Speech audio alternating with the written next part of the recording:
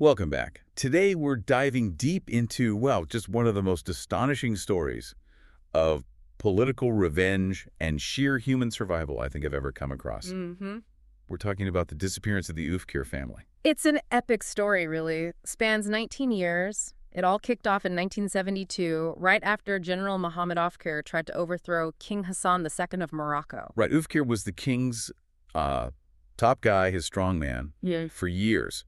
But after this failed coup attempt on the king's plane, He was killed very quickly. and the official story of how he died became this dark joke almost immediately, didn't it? Oh, yeah. The suicide of a contortionist. That's what they called it. Because? Because the story was he shot himself multiple times. I mean, it's obviously not suicide. Right, and the king, he wasn't just content with Oufkir being gone. Our sources, they point to this vow he made. To break the Oufkirs, that exact phrase. Chillin'. And it wasn't an empty threat. It set the stage for, like you said, nearly 2 decades of this calculated, hidden cruelty. So Oufkir's wife, Fatima, and their 6 kids, and these kids were young, aged 3 to 19, they just vanished. Instantly. Swallowed up by the secret system of prisons inside Morocco. Our goal here is to unpack how that worked, the mechanics of this 19-year disappearance, and frankly, how they survived it. Let's start right at the beginning, 1972, that immediate aftermath. They go from palace life, essentially, Yeah, relative luxury, certainly compared to what came next. to basically a ruin in the middle of nowhere. Absolutely. The first place was Assa, an abandoned house, an old fort maybe, in a Saharan oasis. The descriptions are just grim. Dilapidated. Totally. Scorpions everywhere, broken windows, no carpets, no basic comforts. One of the younger boys, Abdelatif, he arrived late at night, and the thing that apparently shocked him most was just the lack of a carpet. Tells you the level of shock. A deliberate, jarring descent into misery. And calculated misery. It wasn't just neglect. They were given this tiny food budget, 10 dirhams per person per day. Which is next to nothing. And even that, the sources allege the guards frequently pocketed a chunk of it. So constant hunger was part of the deal. But here's where it gets complicated, right? This early period. They're being starved and neglected, but supplies are getting through. Exactly. It's this really bizarre contradiction. The king personally ordered Commander Bouaza, the guy in charge of their detention, to break them. That was the mission. Yeah. Yet Fatima's father, Colonel Chenna, he was allowed to send packages. Even Prince Abdullah, the king's own brother, sent things. What kind of things? Books, clothes, and crucially medicine for Miriam, one of the daughters who had epilepsy. So you have this system deliberately inflicting suffering. While also allowing these small lifelines, often from people connected to the regime itself, is, a weird duality of control. Intense control. And that control system, it was huge. Commander Bouaza had something like over 200 agents working on this. 200. Just for one family. From different units, police, military, rotating in and out every month. Well, lots of people knew. Oh, yeah. Because so many people cycled through, the secret of where they were and what was happening became kind of an open secret within the security apparatus. They became, as one source puts it, the regime's famous forgotten ones. Famous inside, forgotten outside. How do you even cope with that, knowing hundreds of officials know you're suffering in secret? Well, they fought back. Mentally, at least initially. After they were moved briefly to a place called Tamatak. Okay. They realized their minds were their main weapon. They started organizing reading contests, daily debates, using whatever books they had. Like what? Everything from Gone with the Wind to Cussler's Darkness at Noon. Serious stuff, trying to keep intellectually sharp. That sounds like incredible resilience. But that couldn't last, could it? The regime wouldn't allow even that comfort. No, that intellectual self-defense was shut down pretty brutally in 1974. A Colonel Benik came in, confiscated almost all the books, slashed the food budget even further, and he's the one credited with that infamous order. The water and onions line. They should just eat water and onions. Yeah, that marks a real shift towards just pure physical and psychological grinding down. And then came Burgidid in 1977. Sounds like things got even worse there. Much worse. Burgidid was this bunker-like prison farm located somewhere between Casablanca and Marrakech. The guards there, the Mokaznis. Paramilitary police. Right. Malika, one of the daughters, she described them as gulag guards. Wow. That paints a picture. It really does. Conditions plummeted. We're talking rotten food, constant sickness. The deprivation was so extreme that the young women, the daughters, actually stopped menstruating. Medically, amenorrhea, right. Due to stress and malnutrition. Exactly. And Fatima, their mother, she had this powerful phrase for it. menopaused by confinement. God, that hits hard.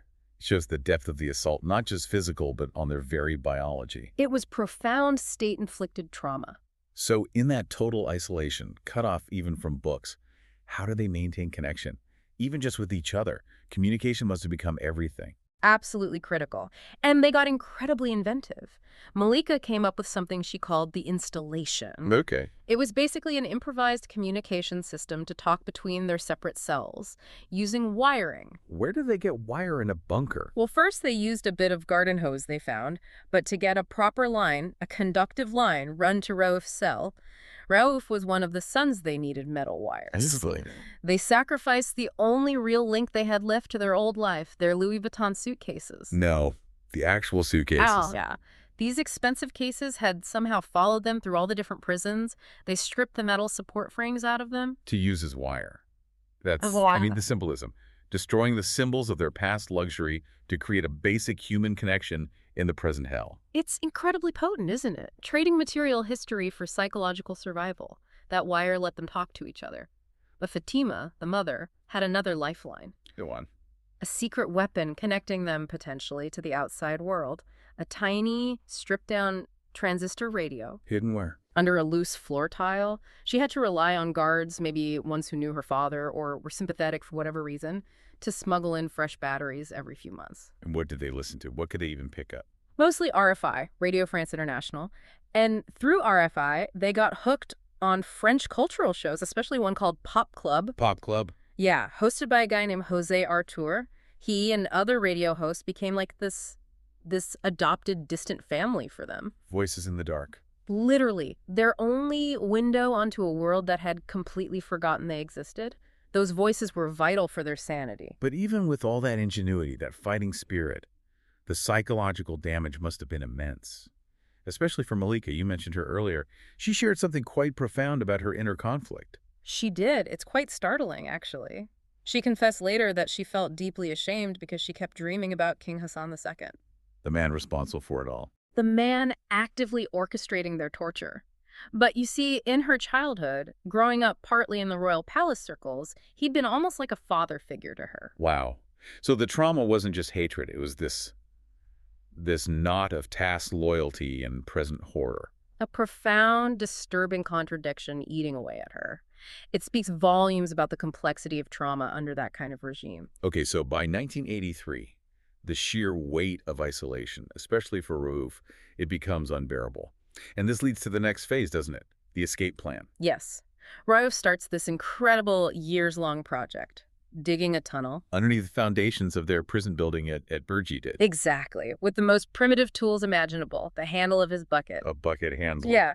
And apparently he even somehow used beetles. He said they work like bulldozers to help move tiny amounts of earth. That's unbelievable dedication. Or desperation. Both, probably.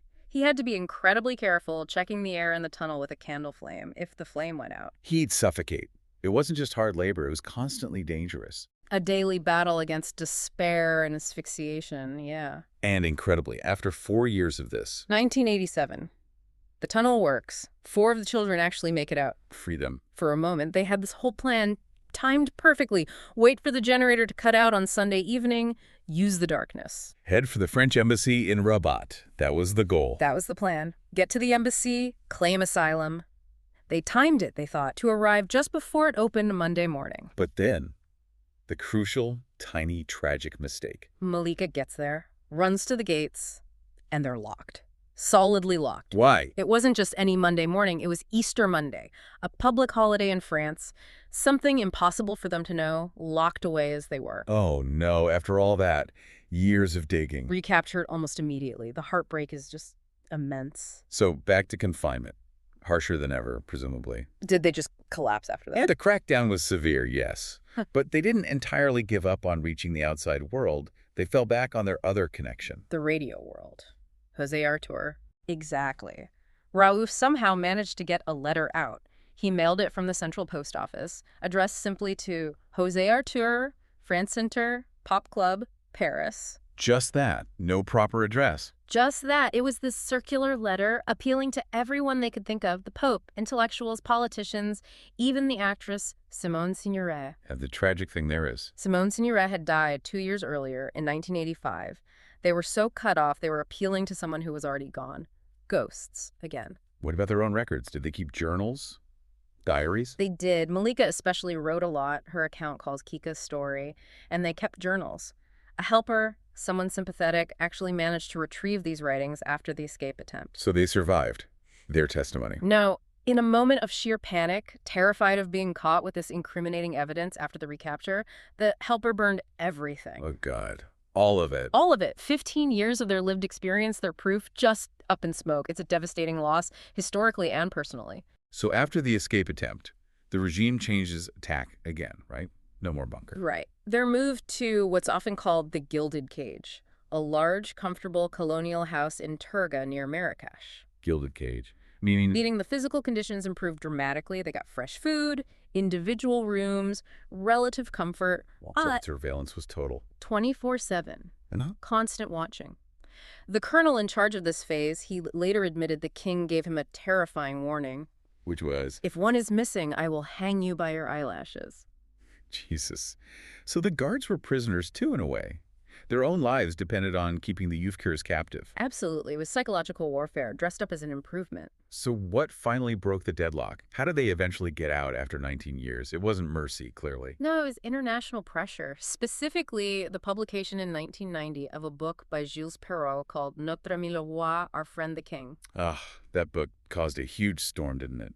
Exposed a lot about Hassan II's regime, including the political prisons. Exactly. It put Morocco and the Oufkir specifically under an intense international spotlight. The French government started applying discreet pressure too. The king couldn't really keep denying their existence anymore. So release finally came in 1991. Yes, but freedom wasn't the simple happy ending you might imagine. How so? They get to Paris. And they're hit with massive culture shock, obviously, but also intense trauma. Abdelatif, one of the sons, was reportedly just panicked by the noise, the speed. He clung constantly to an old walking stick of his father's. His father's stick. Well. Yeah, apparently it was inscribed with the family motto, "Follow me." He needed that physical link to something stable, something from the past that wasn't there anymore. And then there was the other ghost of their father waiting for them in France. Right. Almost immediately, their lawyer, Maître Kijman, had to break it to them. What? That their father, General Oufkir, was still technically a condemned criminal in France, sentenced to life in absentia for his role in the Ben Barka affair back in 1965. So they escape Morocco, land in their supposed haven, only to find their family name is already infamous there for different reasons. Exactly. Raouf called it the mortgage of the past. He apparently refused to even look for a job for a long time, feeling he couldn't start living until that historical weight was somehow lifted or addressed. The trauma didn't just stay internal either, did it? Abdelatif. Yeah, his behavior was erratic. Tragically, it led to a traffic accident where he hit and killed a man on a moped. And the French authorities Covered it up. The DST, the French counterintelligence service, stepped in and essentially made it go away. Why? To protect the Oufkirs? Or to avoid diplomatic issues with Morocco? Probably a bit of both. Yeah. Didn't want any more scandal or complications linked to the family on French soil. It shows how the shadow of the state, both Moroccan and French, continued to hang over them. That shadow didn't lift easily. Even years later, 1996, Malika has this run-in with authorities. Yes. Caught at the border with a tiny amount of hashish, like 3 grams. And her reaction was pure defiance, wasn't it? Yeah, totally. She basically told the guards, given what she'd been through, they were ill-placed to lecture her on anything. You can understand that, but the authorities used it against her. Oh, yeah. Weaponized it. They didn't charge her formally, but they subjected her to 6 months of this bizarre, Kafkaesque administrative retention, constant low-level harassment, intimidation, threats of charging her with major drug trafficking, basically trying to silence her. Keep quiet about the past, or else. Unbelievable. It really shows how long the ordeal truly lasted, even after release. So, looking back at this whole 19-year saga, this deep dive really shows a collective family trauma that just shaped everything for them. What's the final takeaway on survival from their perspective? It's complex. But Malika, despite everything, she said something really powerful, that hate. Hate was just too heavy a feeling to bear. Wow. After all that, to reject hate. Their focus, she implied, had to be on rebuilding, not revenge, finding a way forward. But that connection, that tangled relationship with King Hassan II, it never really went away, did it, in their minds? No, it was too central. Malika even mused, quite disturbingly, that when the king eventually died, it would feel like her own death in a way. Why? Because, as she put it, he will carry away my life with him. He was just this unavoidable figure who defined her entire existence for good and, well, mostly for ill. But she didn't leave it there, did she? There was a challenge in her thought, too. Right. She added a crucial part. His death would only really have meaning for her if she could fully integrate back into the new Morocco after his reign. If she could build her own life there, prove her place. And by doing that, She could, in her words, walk on his grave. Not literally, perhaps, but metaphorically. Vindicate the Oufkir name by thriving in the very place that tried to erase them. that's powerful. Survival not just as endurance, but as ultimate vindication. Building a life so strong it posthumously triumphs over the person who tried to destroy you. Exactly. His whole story, it just lays bare the incredible cost of history, doesn't it? Paid by the children, the families caught in the gears of power, and the sheer unbelievable tenacity needed just to keep walking forward. That ability to seek not just survival, but self-definition, redemption even, in the face of that kind of absolute political cruelty, that might be the most enduring thing we can take from their 19 years in the dark. A truly profound thought to leave you with. Thanks for joining us for the deep dive.